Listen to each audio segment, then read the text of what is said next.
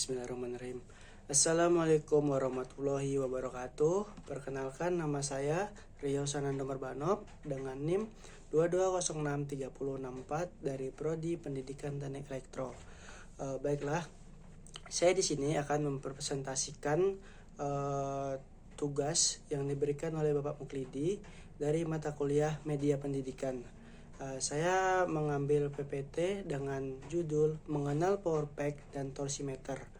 Oke, kita akan membahas mengenai Power Pack.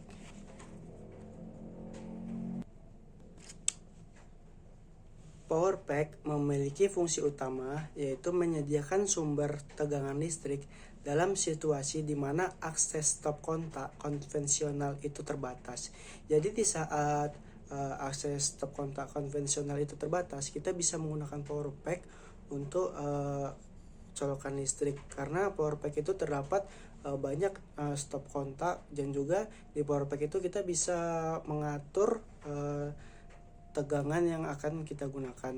Jadi di power pack itu ada pengaturannya seperti itu. Nah, selanjutnya yaitu prinsip kerja pada power pack. Prinsip pengoperasian power pack ini melibatkan penyimpanan konvensi dan juga pengiriman energi listrik dari baterai yang dapat diisi ulang ke perangkat eksternal melalui pot keluaran. Difasilitasi oleh sirkuit dan pengisian daya dan juga fitur keselamatan.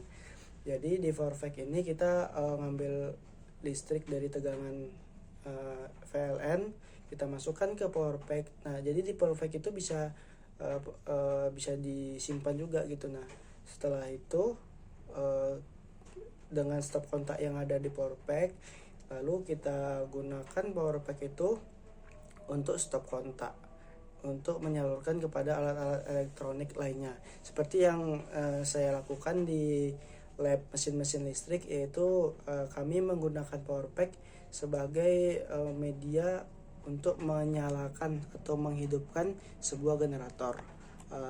Selanjutnya yaitu saya akan membahas mengenai torsimeter. Torsimeter memiliki beberapa fungsi utama dalam lingkungan industri. Pertama, alat ini digunakan untuk memastikan bahwa di industri itu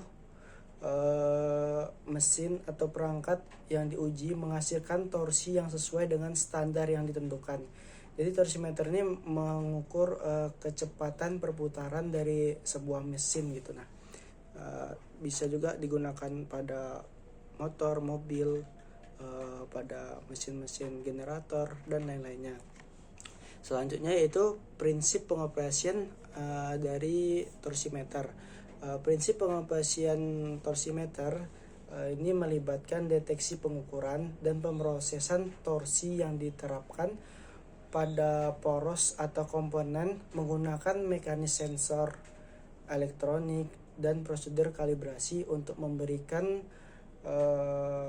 kalibrasi pada torsimeter tersebut.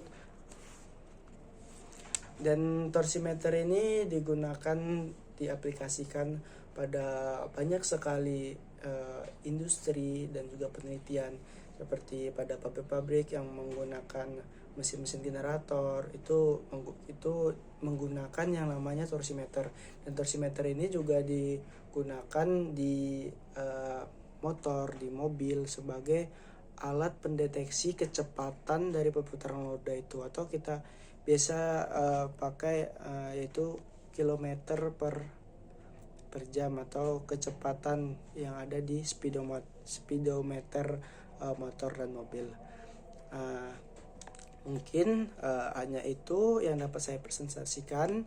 Kurang dan lebihnya saya mohon maaf. Saya akhiri. Wabillahi taufiq wal hidayah. Wassalamualaikum warahmatullahi wabarakatuh.